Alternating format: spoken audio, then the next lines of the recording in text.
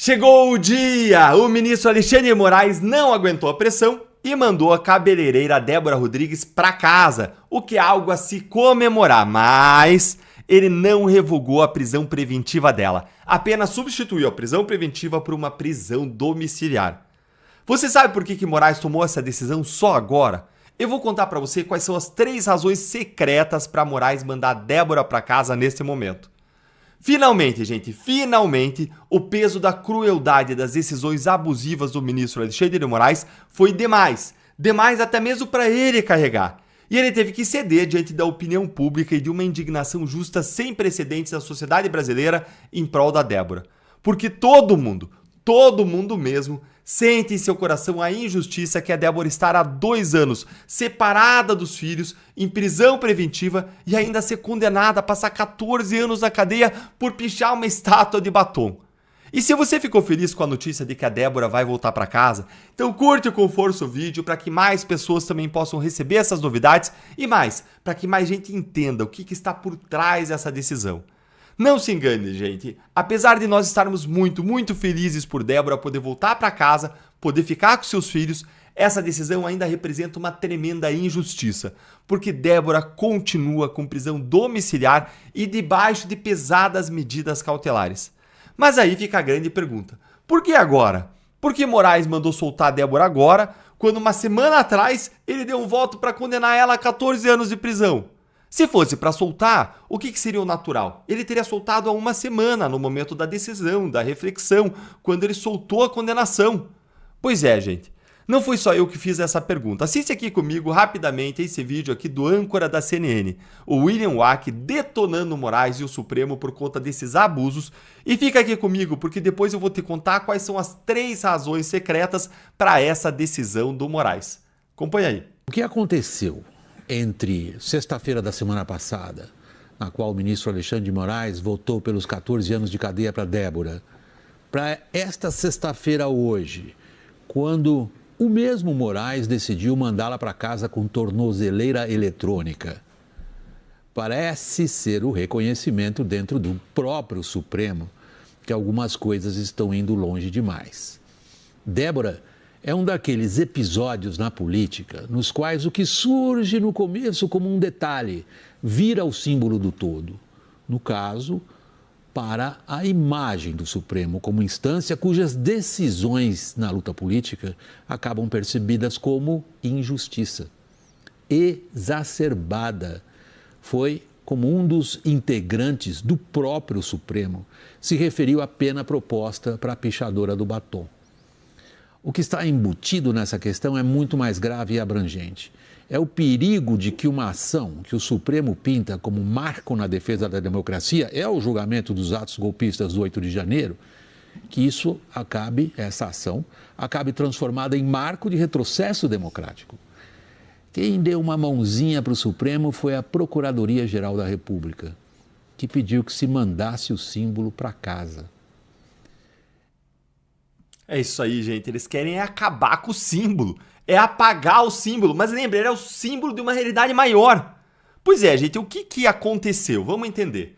Se a Débora tinha direito à prisão domiciliar porque ela tem crianças pequenas, então, por que nem a PGR, nem o Moraes pediram e determinaram o relaxamento da prisão nos últimos 2 anos? A revogação da preventiva ou então a prisão domiciliar? Por que não aconteceu nos últimos 2 anos se ela tinha direito?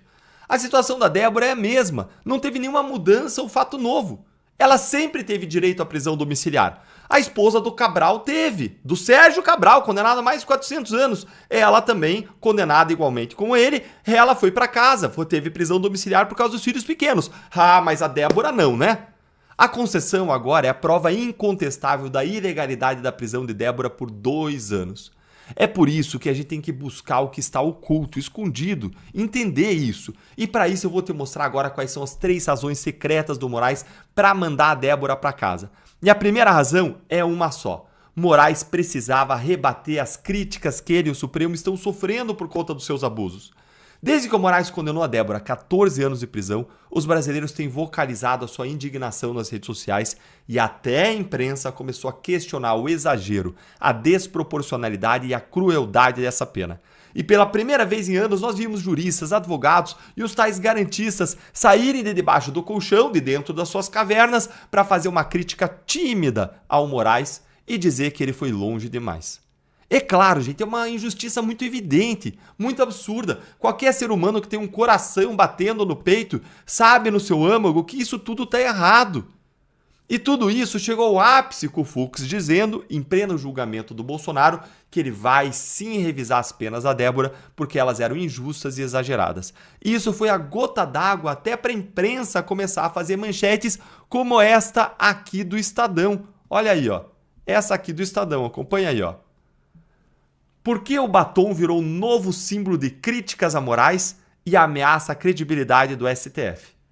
Na avaliação de acadêmicos e criminalistas, o ministro Luiz Fux, do STF, ajudou a institucionalizar o debate sobre a revisão das penas dos condenados de 8 de janeiro, e o caso da pichadora Débora Rodrigues dos Santos é identificado facilmente pela população como uma injustiça.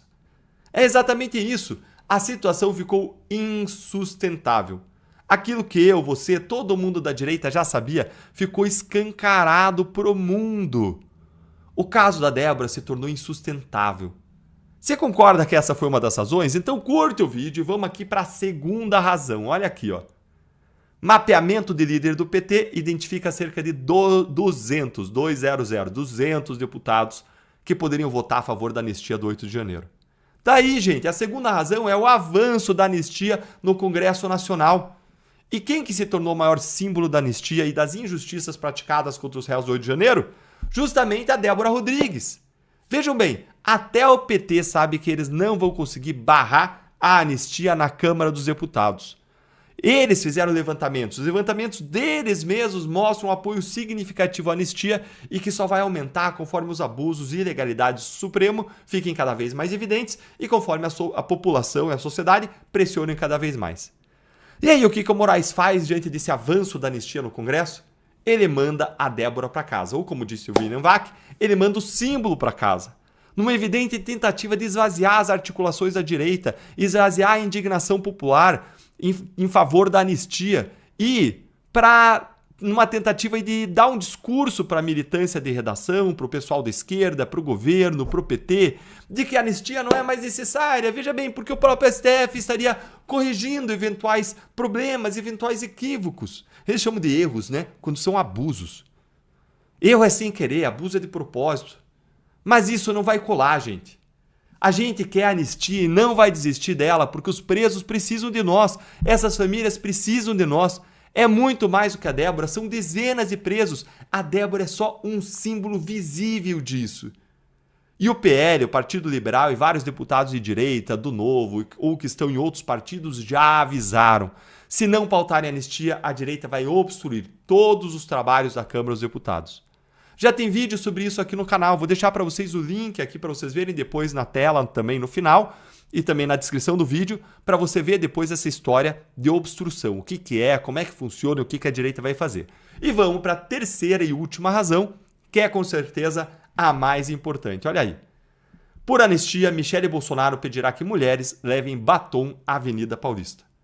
Sim, a terceira razão são os atos da Avenida Paulista marcados para o dia 6 de abril, convocados por Bolsonaro justamente para pedir a anistia ao Congresso.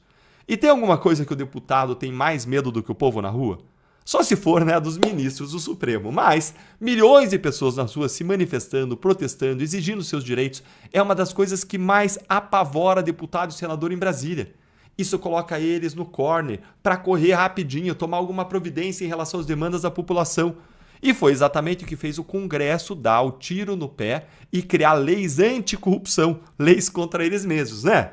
Leis anticorrupção depois das manifestações de junho de 2013, que começaram com o aumento de 20 centavos na passagem de ônibus e terminaram com a aprovação de lei anticorrupção, lei de organização criminosa que regula a delação premiada, que a gente depois usou para revelar o grande esquema de corrupção que existia na Petrobras.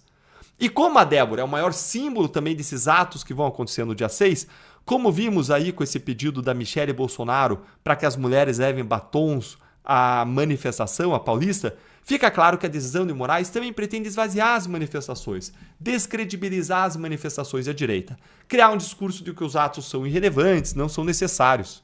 Mas, de novo, Moraes não vai colar, Moraes. Não vai colar isso, porque você se colocou em uma sinuca de bico. E a sua decisão agora, depois de 2 anos de prisão preventiva da Débora, e uma semana depois do seu voto para condenar ela a 14 anos de prisão, uma semana antes aí da manifestação na Paulista, tudo isso é a maior prova dos seus abusos e ilegalidades, de que tudo tá errado mesmo.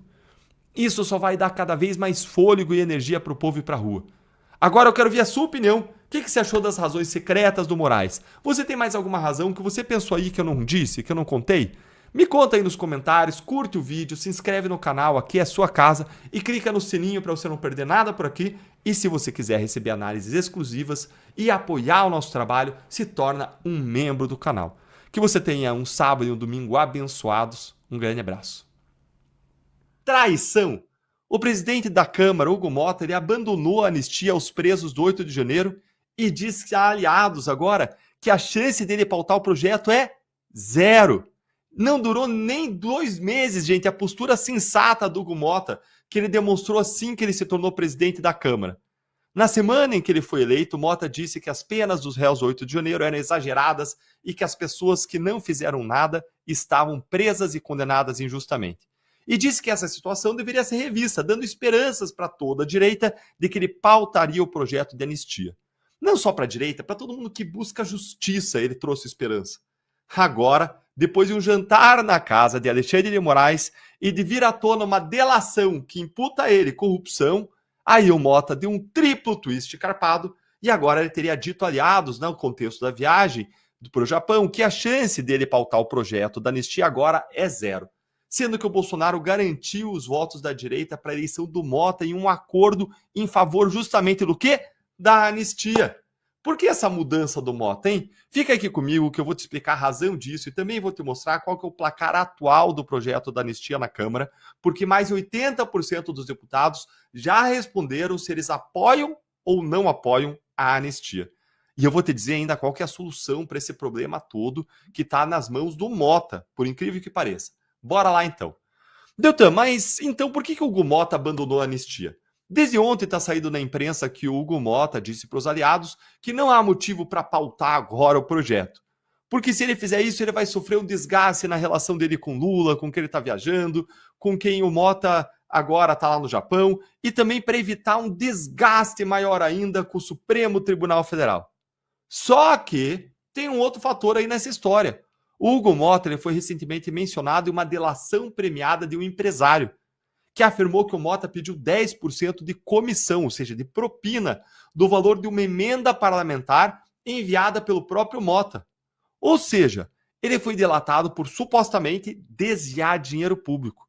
Aí dá pra gente entender que o medo do Motta de ter um desgaste com o Supremo não é necessariamente institucional, mas sim um medo de o Supremo usar uma investigação criminal contra o Motta em retaliação caso ele paute esse projeto.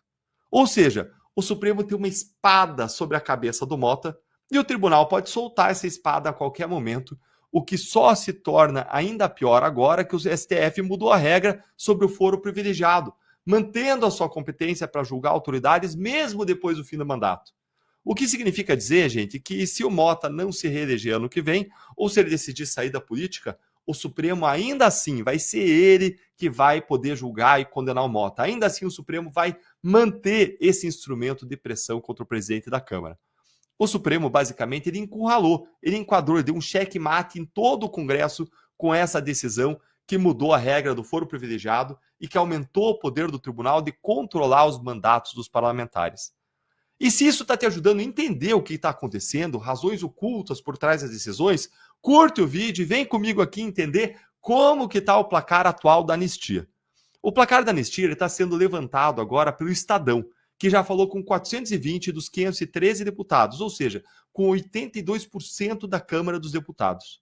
Daqueles que foram ouvidos, mais de 1/3 apoia a anistia aos presos do 8 de janeiro, ou seja, já existem 191 votos a favor da anistia.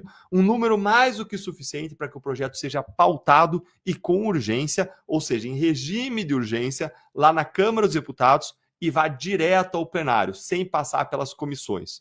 E para ser aprovado, é preciso que pelo menos 257 deputados estejam presentes em sessão E aí, estando mais de 257, pode ser aprovado com maioria simples, ou seja, com a maioria das pessoas presentes. Estamos, portanto, gente, em apenas 67 votos de uma maioria absoluta. Agora você sabe como que o Mota vai pautar o projeto e a gente vai conseguir esses votos que estão faltando? Apenas de um jeito, com a pressão das ruas, com a pressão das redes sociais. Essa é a única coisa que o Congresso tem medo quando a gente fala de opinião pública. Se o povo for para a rua em massa, se o povo se manifestar pela anistia, se as pessoas pedirem nas redes sociais, replicarem isso, o Congresso não vai ter opção a não ser ouvir a voz do povo. Mas, Nilton, como que a gente resolve o medo do Mota, do STF, da investigação? É fácil, é só acabar com o foro privilegiado, algo que já passou no Senado. E está onde? Exatamente na Câmara. Ou seja, o próprio Mota ele tem o poder de resolver o seu próprio problema. Isso tiraria o imenso poder que o STF tem de chantagear não só o Mota, mas outros deputados e senadores. Mas agora eu quero ouvir a sua opinião. Pro Mota, o que você acha que é melhor? É ter o seu caso lá no STF, onde o STF pode chantagear ele, mas com que ele pode negociar usando o poder que ele tem?